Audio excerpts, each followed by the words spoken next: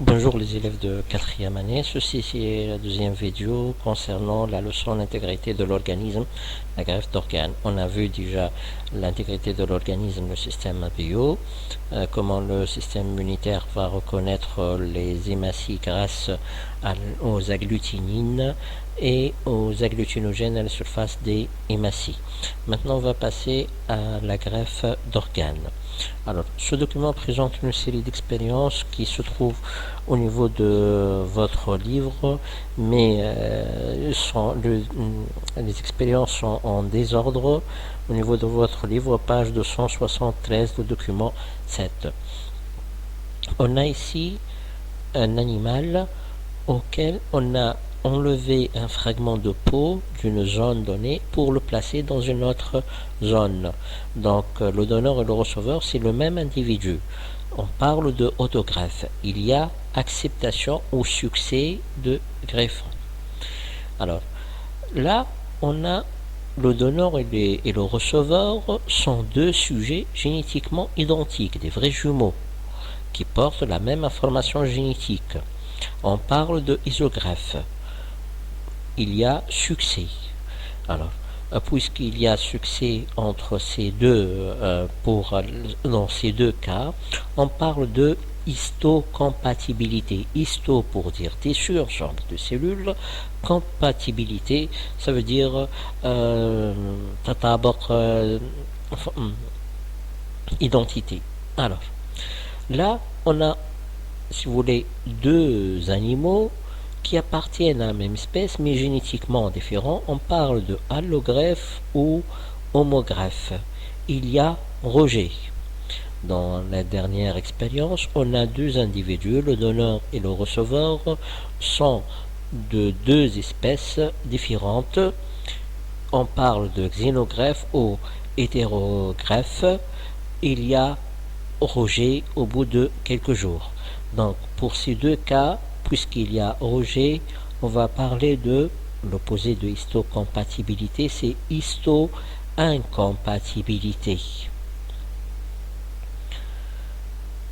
Alors, ce document présente l'acceptation de greffons selon le degré de parenté pour des greffes de rein. Alors, pour les vrais jumeaux, c'est 100% identique. Pour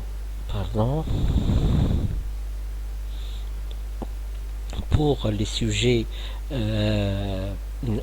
entre père et enfant, car elle présente 50% de gènes identiques, l'acceptation est de l'ordre de 75%. Alors pour les sujets qui sont différents, qui présentent une certaine ou plutôt en présence de substances immunodépresseurs qui vont diminuer, si vous voulez, les réactions immunitaires, sont de l'ordre de 50%. Ceci se fait à l'état, si vous voulez, clinique. Pour les individus différents, le rejet est total au bout de presque un an. Alors, conclusion. Donc, le système immunitaire a la capacité de reconnaître, alors je vais reprendre, le système immunitaire accepte seulement le greffon qui lui appartient ou qui lui est identique. Donc, il va reconnaître ce que lui appartient ou ce qui lui est identique et il va rejeter ce qui lui n'appartient pas ou ce qui est différent. Donc, le système immunitaire a la capacité de distinguer le soi, ce qui lui appartient identique, du non-soi, ce qui ne lui appartient pas ou ce qui lui est différent. Alors, cette distinction se fait grâce au marqueur membranaire du soi qui se trouve au niveau à la surface de cellules. Donc, le système immunitaire va lire ces cellules, des marqueurs à la surface de cellules, il va accepter ce qui lui appartient ou identique et il va rejeter ce qui lui est différent. Alors, les marqueurs du soi. À la surface de toutes les cellules nucléées, donc les cellules qui possèdent un noyau. Ce ne sont pas les hématies, les hématies ne possèdent pas de noyau. Donc à la surface de toutes les cellules nucléées, il existe une protéine de surface, marqueur de surface, appelée système HLA, Human Leukocyte Antigène. Ce sont contrôlés par ce système HLA, ces protéines sont contrôlées par des gènes formant ce qu'on appelle le complexe majeur d'histocompatibilité.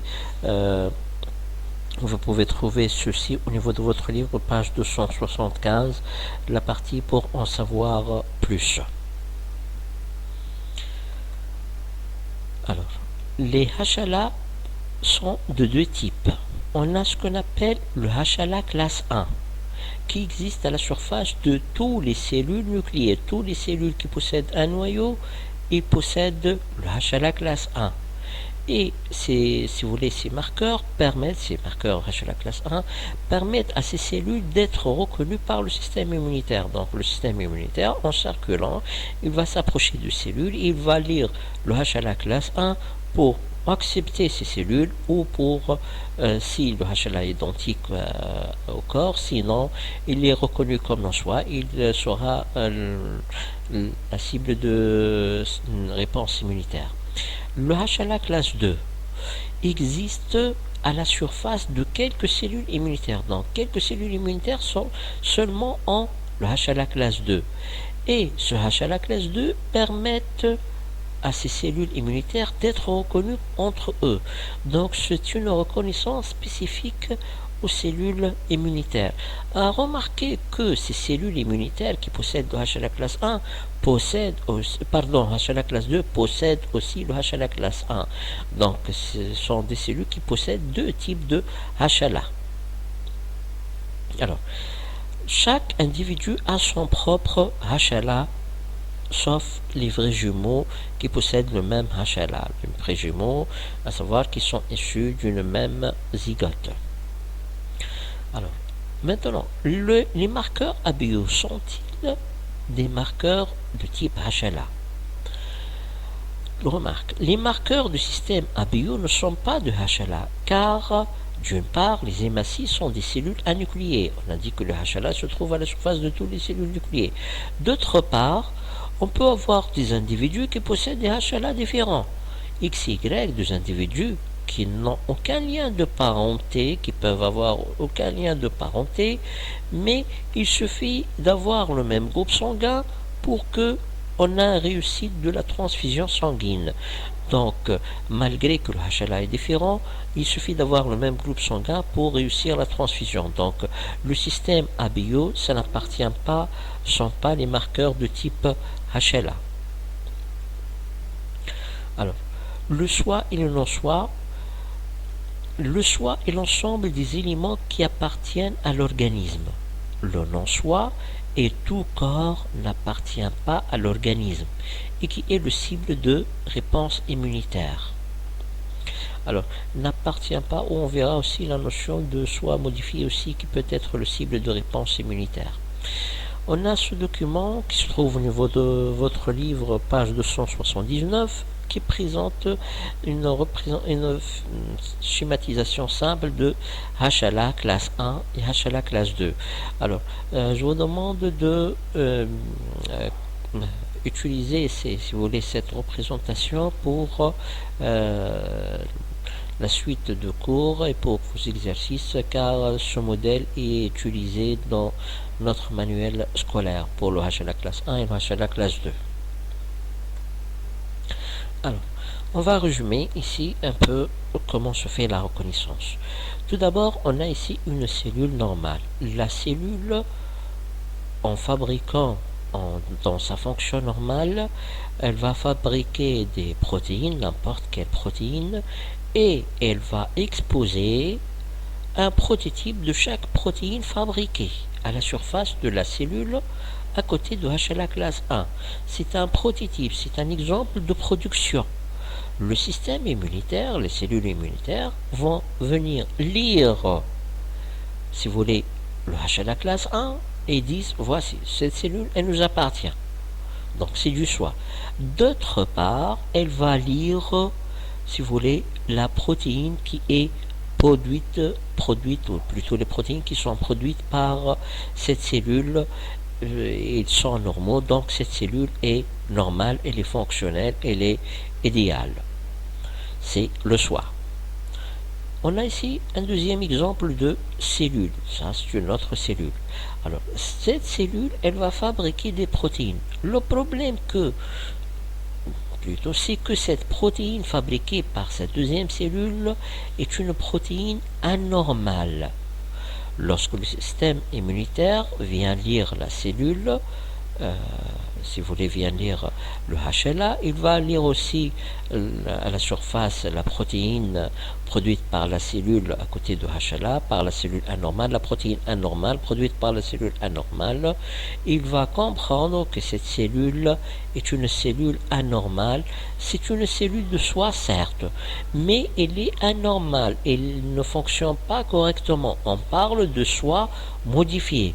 Donc cette cellule qui constitue une cellule de soi modifiée, elle doit être détruite, elle sera le cible de réaction immunitaire. Le système immunitaire va détruire cette cellule car elles produisent des protéines anormaux qui peuvent être nuisibles pour l'organisme. Alors, un autre cas, on a ici une troisième type de cellule. Cette cellule est infectée par un virus. Le virus va mettre, si vous voulez, va déverser son ADN ou ARN, puis se transformer en ADN. Cet ADN va être incorporé dans l'ADN, si vous voulez, de la cellule. Puis au bout d'un certain moment, il y a fabrication de protéine virale. La protéine virale qui est fabriquée par la cellule. Cette protéine virale, elle sera aussi exposée à la surface. Ou donc à la surface à côté de HLA classe 1. Aussi, on peut avoir la cellule, la protéine, par exemple, ce n'est pas une protéine virale, c'est une protéine anormale, consommée ou autre. Elle sera dégradée par la cellule et elle sera exposée à la surface de HLA, surface de la cellule à côté de HLA classe 1. Vient le système immunitaire, il va lire, si vous voulez,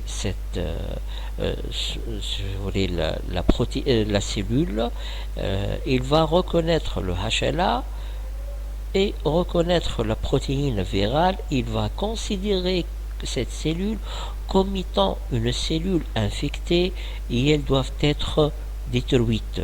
C'est une non-soi qui doit être détruite.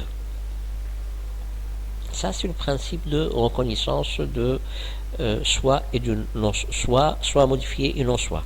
Alors, je vais résumer ceci. Le soi modifié, toute cellule possède des enzymes spécifiques qui découpent les protéines produites au niveau de cytoplasme, les fragmentent, sont exposés et les exposés à la surface des cellules associées aux molécules de HLA. Si la protéine exposée sont issues de cellules normales et leur complexe HLA peptide est reconnu comme un soi. Donc il y a reconnaissance de protéines normales et HLA sont reconnus comme étant soi et seront acceptés. Si au contraire le peptide provient d'un élément étranger, virus, allogreffe, cellules infectées ou aux cellules cancéreuses, il s'agit alors d'un soi modifié qui déclenche une réaction immunitaire. On va étudier comment se fait la réaction immunitaire plus loin, alors plus tard. Définition d'un antigène. Un antigène, c'est un antigène, c'est toute substance reconnue comme non-soi ou du soi modifié, et surtout la partie principale, capable de déclencher une réaction immunitaire. On verra aussi la notion de allergène. L'allergène et l'antigène, ce n'est pas vraiment la même chose. Alors, donc, je reprends. Définition de l'antigène, c'est toute molécule ou substance reconnue comme non-soi et qui est capable de déclencher une réponse immunitaire. Un antigène peut être une particule, telle que bactéries, pollen, cellules infectées, cellules de greffon, ou il peut être une soluble, comme la toxine et le poison. Les toxines, ce sont les poisons des bactéries, et les poisons, on connaît ce terme. Alors, donc, merci pour votre patience. On va passer, si vous voulez, à la suite, la prochaine fois pour la deuxième leçon.